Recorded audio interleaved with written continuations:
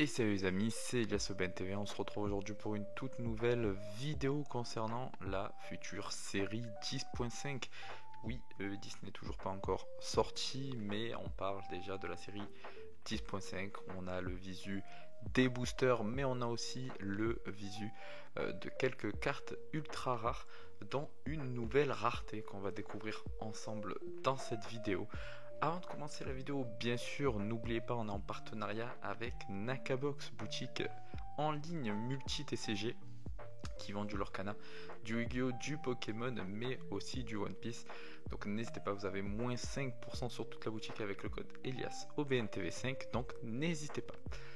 Alors les amis, vous allez voir juste ici va s'afficher du coup la page de Pokécardex et on va voir directement en fait les boosters, le visuel des boosters. Alors pardon, je vous ai dit Pokécardex, mais c'est Pokébiche, donc c'est pas Pokécardex, mais Pokécardex a aussi relayé ces informations là.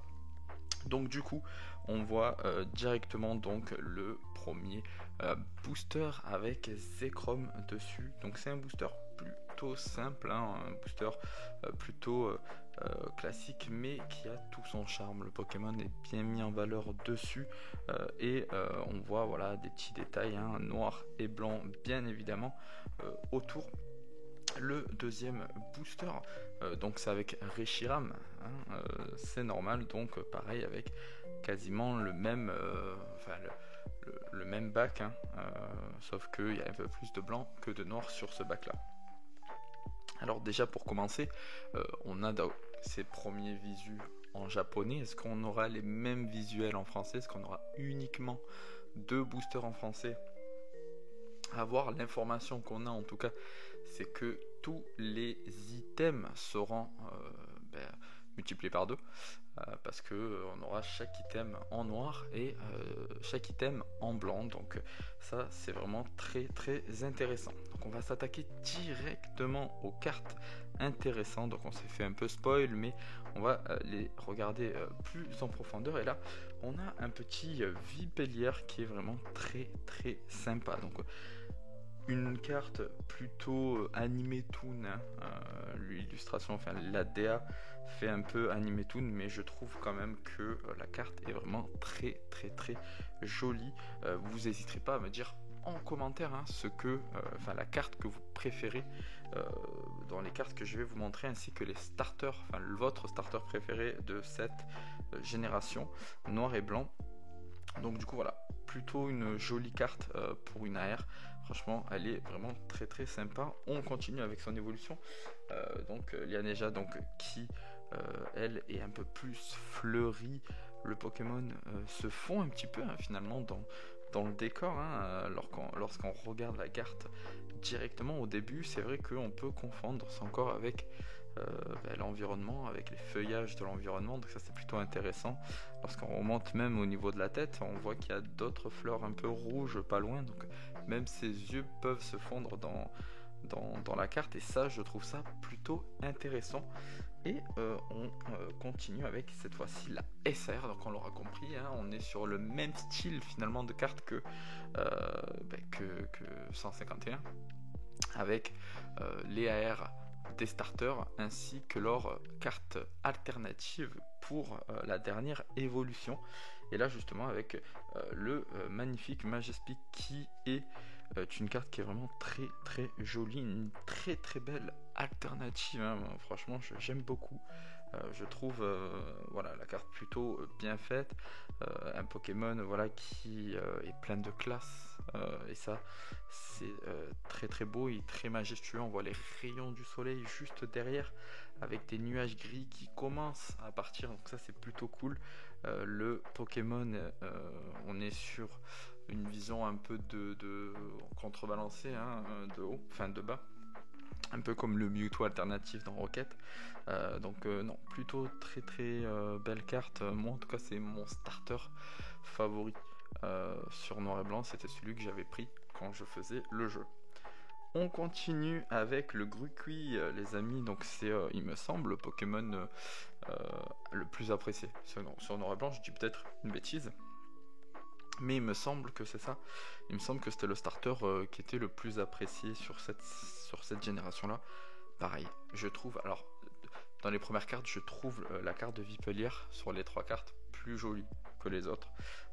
Et là, c'est pareil, je trouve que le premier, enfin le starter en forme de base, il est vraiment très très très bien fait. Donc moi, je kiffe beaucoup la direction artistique. Vraiment, la carte, je la trouve magnifique. Elle est plutôt simple. Il n'y a pas énormément de détails, mais je trouve voilà, la direction artistique plutôt très très jolie. On va continuer avec le gros tichon, donc qui pareil là est dans là on est sur une carte qui est encore différente en termes de design, parce que là on est sur quelque chose qui est quasiment peint ou avec de la craie, vous savez. Et je trouve moi ça fait un peu tableau finalement, hein. Ça fait vraiment un tableau. Si tu le mets en format tableau, bah, franchement ça peut rendre vraiment bien. Donc voilà, très très jolie carte AR. Et puis bah, comme pour le Majestic, ben là on va avoir un Rotiflamme pardon, en SAR. Donc voilà, donc la carte est plutôt belle. Après moi je ne suis pas hyper fan. Dans l'ensemble elle est plutôt simple, plutôt cool. Mais je ne suis pas fan, je préfère le Majestic. Donc voilà, en tout cas carte plutôt sympa. On va continuer avec le dernier starter. Et ce n'est autre que Moustillon, les amis. Moustillon, donc qui a un starter qui avait été vraiment décrié, hein. Je me rappelle, hein, quand le jeu est sorti, il était vraiment très très très critiqué, hein, ce starter là. Et finalement ils lui ont fait une dernière évolution avec le Clamiral qui est vraiment incroyable. Donc ils se sont bien rattrapés. Donc là un petit Moustillon à la plage sur un hammam, hein. Donc ça c'est plutôt cool, en train de dormir. Donc, je trouve que l'illustration est plutôt cool. Ça fait penser un peu à la carapuce, hein, de 151, où pareil, hein, on était à la plage, le sable et tout ça. Donc c'est plutôt cool. Avec la deuxième évolution, hein, avec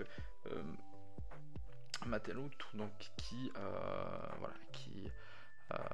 voilà, plutôt joli. Moi c'est pas du tout un Pokémon que j'apprécie, donc voilà, je suis pas hyper objectif non plus, mais c'est vrai que bon, le design de la carte est plutôt cool. Après ouais, moi le Pokémon je suis pas fan, donc c'est vrai que c'est difficile pour moi d'être objectif. Et la Clamiral par contre qui est insane. Je pense que des 3 alternatives, pour moi c'est la plus jolie et la plus réussie.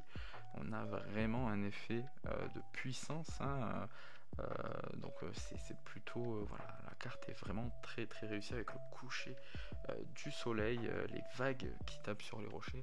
Je trouve cette carte vraiment très très belle, et je trouve vraiment que Pokémon va de plus en plus vers des cartes, enfin vers de l'art, hein, finalement.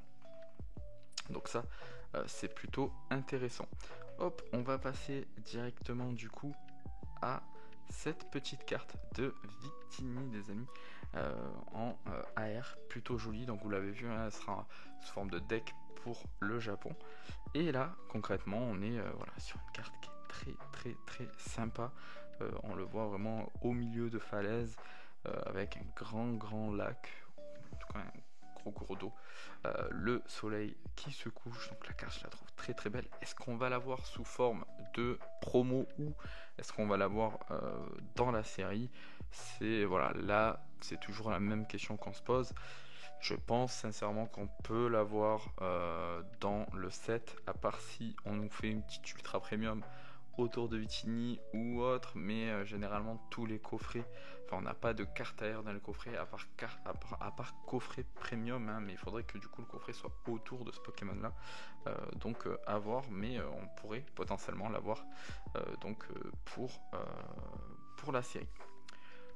On va terminer les amis avec 2 autres cartes avant de vous les montrer.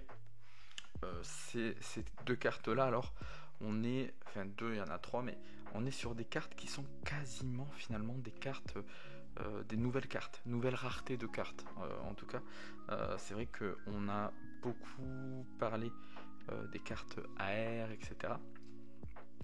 Mais c'est vrai que là on a une nouvelle rareté de cartes. On avait eu des nouvelles full art les amis, hein, avec EV9, donc des full art un peu en mode tag team, hein, avec le dresseur et le Pokémon. Et là c'est vrai qu'on a des cartes full art qui sont vraiment très très sympas. Donc pareil, vous allez voir apparaître sur le côté directement du coup les cartes, et là on le voit, la Victini full art les amis, elle est incroyable. On a un effet là elle est toute rouge la carte, et on a un effet, on voit, alors je sais pas si elle sera texturée mais normalement oui, avec des lignes comme ça sur le côté. Franchement c'est un truc de fou. Ça, on dirait vraiment un truc vraiment, enfin des cartes hyper premium, hyper rares.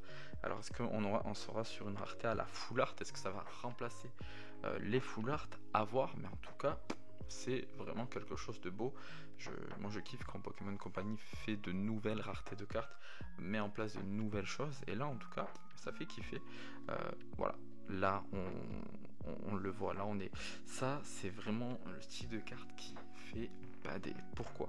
Parce que là on le voit, on a un Reshiram en full blanc en fait, full white, et à mon avis ça va être un type de rareté de carte où en main on va avoir du mal à voir la Reshiram, vous savez. On va avoir un peu de mal, un peu comme une carte fantôme, vous savez. Et je pense que là on le voit parce que c'est l'illustration, hein, qui est mise comme ça en photo, mais je pense sincèrement qu'en main il va y avoir pas mal de textures, pas mal de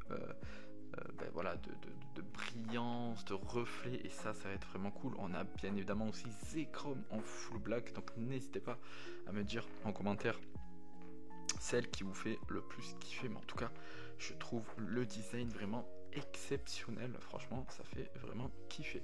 Alors les amis, le petit retour, enfin mon retour personnel sur cette série, c'est que je pense que ça va être une réelle réussite. Concrètement ça va être une série qui va vraiment être réussie, je pense. On le voit là, on a déjà ouais, quasiment plus d'une douzaine de cartes, enfin une douzaine de cartes on a à peu près, et elles sont quasiment toutes réussies, donc c'est plutôt cool déjà. Mais franchement de très très très jolies cartes. Alors est-ce que ces fameuses full art de Zekrom et Reshiram feront partie des ETB? C'est possible, c'est vrai qu'on n'a pas pris compte de cela, mais ça peut être les cartes promotionnelles de l'ETB. Et sinon, si elles ne font pas partie de l'ETB, c'est quand on les aura dans la série, et ça c'est vraiment très très beau. Franchement je trouve que la série va apporter encore un vent de fraîcheur, et ça va être cool, parce que c'est vrai que là avec les cartes full art tag team, hein, avec dresseur Pokémon de V9, je trouve que ça a apporté un petit truc en plus, mais pas assez, parce que finalement c'est un peu passé à la trappe, voire inaperçu. On en a parlé un petit peu, mais ça s'est vite estompé. Et là c'est vrai que là cette rareté là, je pense qu'elle fera un peu plus de bruit concernant du coup les futures séries, si on reste sur ce design là, ou si ça fait un one shot comme les Master Ball et les Pokéballs sur 8.5. Mais en tout cas c'est vraiment très très beau. Apparemment, alors j'ai pas vu d'informations officielles dessus, mais c'est les bruits de couloir qui disent que on va avoir des cartes holographiques à la noir et blanc, hein, de l'époque, c'est-à-dire avec, vous savez, des sortes de lignes horizontales.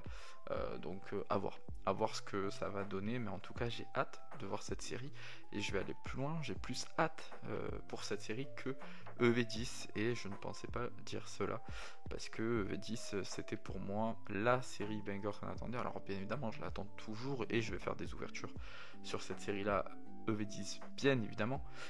Le scellé est très très joli bien évidemment, mais c'est vrai que la partie Team Rocket a été pour moi une grosse déception, je ne le cache pas. Je préfère la partie Heatwave Arena que Glory of Team Rocket pour ma part. Pourtant grand fan de la Team Rocket, et très très très grand fan de Mewtwo. Donc voilà, concrètement j'ai hâte de voir un peu plus pour la série 10.5, qui n'est pas du tout, encore une fois, la génération que je préfère, je vous le dis tout de suite, parce que ça fait partie de la génération à laquelle j'ai arrêté Pokémon, parce que noir et blanc c'était vraiment j'avais fait noir et blanc 1 en jeu vidéo, j'avais fait tous les Pokémon avant. Noir et Blanc 2, je ne l'ai pas fait. Et après, Soleil Lune, XY, tout ça, je ne les ai pas fait derrière. Et j'ai repris Pokémon à épée et bouclier, hein, avec le jeu épée et bouclier. Donc c'est pour vous dire que voilà, j'ai quand même fait une longue pause au niveau des jeux Pokémon parce que justement j'étais Noir et Blanc m'avait extrêmement déçu au niveau des nouveaux Pokémon. Donc voilà les amis, mon avis sur cette série qui pour moi va être quand même banger au vu des cartes qu'on a. En plus on a de la chance d'avoir des cartes assez tôt. La série me semble en japonais sort le 6 juin si je me trompe pas.